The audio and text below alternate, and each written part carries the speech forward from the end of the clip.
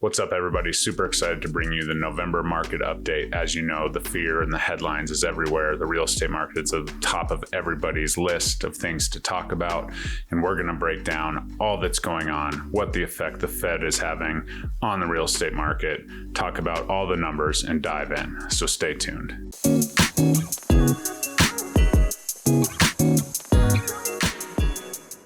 What's up, guys? Jeremy Kane, eXp Realty here. So excited to bring you this monthly market update. As always, please like, comment, subscribe. There's lots of stuff to talk about. If you have questions, please put a question in the comments. We will definitely respond to 100% of those. And as always, if you're interested in wondering what's going on with your home, I provide free annual reviews to all my clients, but would also love to extend that offer to you, where we look at more of the home as an asset from a financial perspective versus just, the comps and solds and CMAs that you get, dropped off at your door daily. So if you want one of those, please comment below. We'll connect and I will absolutely make that happen for you if you're in the Denver market. All right, so let's talk about this. As we know, the Federal Reserve raised the interest rate 0.75 of a point again. They plan on doing it. And I often hear people talk about, the interest rates going up another 0.75%. The Federal Reserve rate that they talk about and that's publicized is having to do with the short-term rate. It is not directly correlated to the interest rate, the 30-year note that we're so accustomed to seeing and comparing. So just wanted to get that out there first. But most importantly, what is the Fed doing? It's pretty obvious that the Fed has completely put real estate aside because they knew it was in such a healthy place. They had to really slow down the chaos that was going on. And they feel that suppressing the real estate market is a way to help slow down the inflationary times that we're having. So they've kind of put it on the back burner. They quit buying mortgage-backed securities, which was temporarily holding down interest rates and creating so much demand. And then they just cut it off and boom, here we are. And we'll go over some numbers and stuff a little bit later, but that's what's really going on with this current deal. Is the Federal Reserve cares nothing more than to get that inflation under control so that then they can start worrying about other portions of the economy. And as we talk about this, we often look to the investors, the people in the market and everything that's going on. The investors are really concerned about the short-term economy and more okay or excited about the long-term economy. What this means is that real estate is going to be okay. Real estate is a long-term investment unless you're flipping or, doing short-term type things. So as real estate is a long-term game, although we may be seeing some slight issues right now as far as, prices pulling back and higher interest rates, in the long term, real estate will continue to press forward and be a solid investment moving forward. And some of the reasons, obviously, there's a lot of equity in the kitty.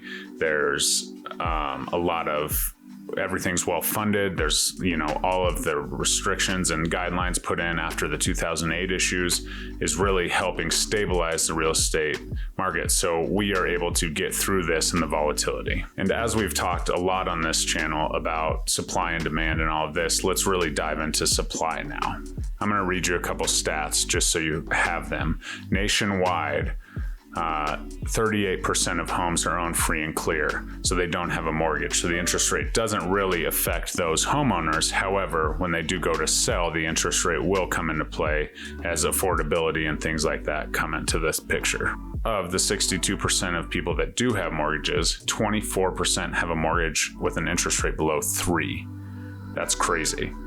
Almost a quarter of all mortgages. 41% have an interest rate between 3 and 4, so under 4%.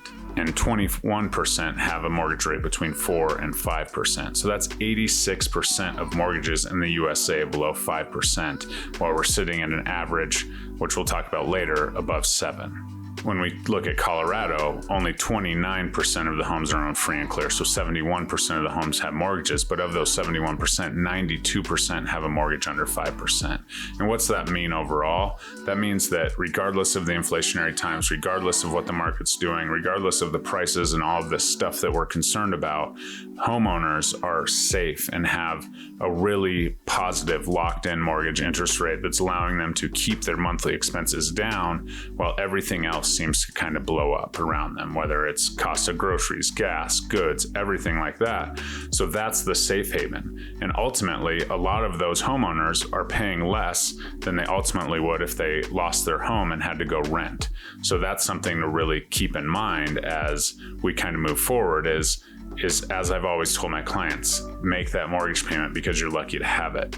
Because as mortgage monthly mortgage payments go up, so do rent payments. And so regardless, someone's going to pay that amount because everyone wants to get their piece of the pie, unfortunately. So that's something to really consider, is probably the most affordable place to live at this point in time, at least 6 to 9 months in the future, is your home as a homeowner, because you have those locked in interest rates. You have that security of having those low interest rates.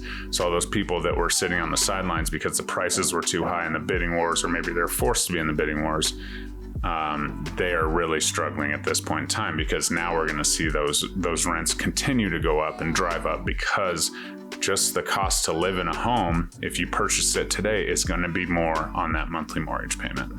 All right, and next we're going to talk about the year-over-year data, and I want to put a little disclaimer. A lot of this year-over-year data is extremely misleading, and I don't want it to instill fear in you. What I do know from the data is that 2020, 2021 are completely off of the radar. If you look at any data set, they're a completely different market than we experience anytime else. So with that said, I'm going to talk about the year-over-year data, but if we go back to 2018, 2019, we're actually behind where we were as far as active inventory, closed, pending deals, which should give you a little bit of hope that we're not in this crisis. We're just not used to this, because the last 2 years have been such chaos and such, great times for appreciation for homeowners, tough times for buyers, and then the low interest rates kind of offset that a little bit. All right, to close the month, active listings are up 116%, but still down again from 2019. So we're seeing that increase in interest rates, which is leading to increased inventory, because there's not as many people out there snatching up the homes as they come on the market. Pending sales are down 4% month over month, but 39% year over year, meaning that we are seeing almost 40% less homes go from active to pending than we did a year ago at this time. Closed sales were down 40% year over year, 25% month over month, and this is a lagging indicator. So expect this number, especially because we see a lot less pending because of what I just said. This number should be even higher next month, which will probably, bring more fear and whatever, but understand that that's kind of what's coming. We're seeing a slowdown, and this is kind of the perfect storm. Crazy interest rates leading to seasonality trends of less homes on the market and less real estate transactions, and it's all kind of a perfect storm right now. So these numbers seem large, but it's going to be okay, trust me. And to kind of round this out and tell you where the demand is, which obviously you've seen that supply has been, going up. So demand is being low, it's not sucking it all up. Mortgage applications are down 20% month over month and 42% year over year. So a lot less people out in the marketplace due to these headlines and due to this fear, and due to some of the costs that it's going to cost to be in the market. So as we continue to work through this, we continue to see kind of things level off. So the question is, when will we see demand pick back up and kind of get back to a stabilized market?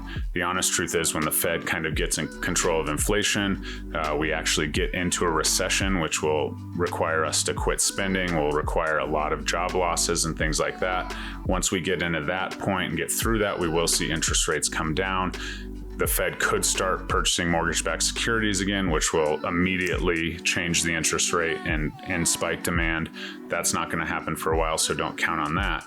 But once that happens, you'll see a rush of pent-up demand. The average, the biggest population age is 31 right now. Average homeowner, first time home buyer, is 33. So there's a huge group of people just waiting. Maybe they've been locked out of the market because the bidding wars and all of that, and now they're locked out of the market because of affordability or perceived affordability. Well, what's going to happen is when those interest rates come down, there's going to be a rush on demand. The inventory is still going to be historically low, and gobble all those up, there will be more bidding wars and prices will come up. So you'll have a lower interest rate, but you won't have, the deals and the concessions and the, things that are going on in the market today. So regardless, they'll probably end up still paying around that same monthly mortgage payment, which to me means that if you get in now, you can probably, find a deal. And if anything happens and that rate comes down, you'll have an opportunity without having to do all of the competition and all of that stuff. So stay tuned. We'll finish up with that too.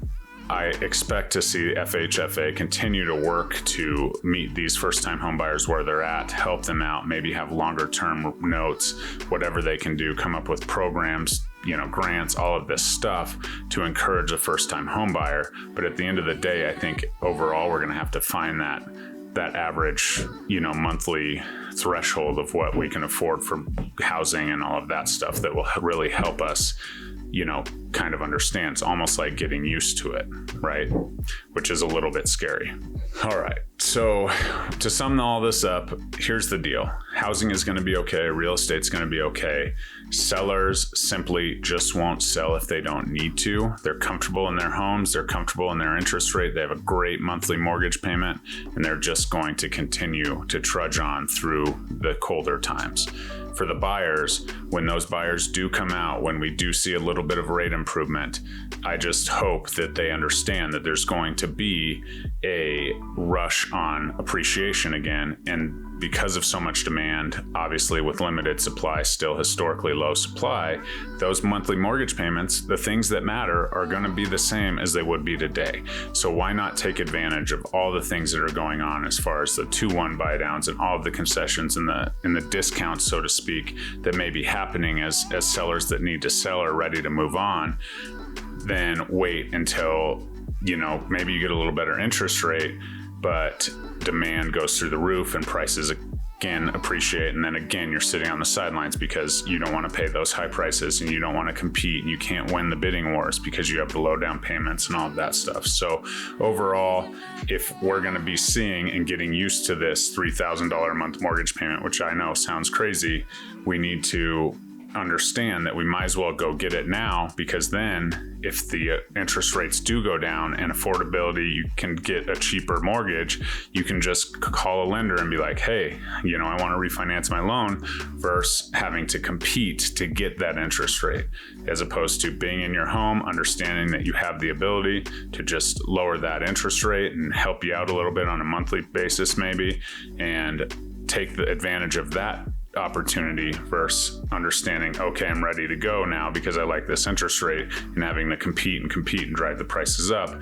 where you'll see a very similar mortgage payment, whether it's now or after the demand picks up. So that's all I got for you this month. Jeremy Kane, eXp Realty. Please like, comment, subscribe. If you have any questions about what I said, you think I'm full of crap, let me know. Would love to hear from you. Would love to talk to you. Would love to start that conversation. As I always say, the best time to buy and sell a home is when it's right for you. All of this market talk, in the end, doesn't really matter to your unique situation. We'll talk to you soon. Bye-bye.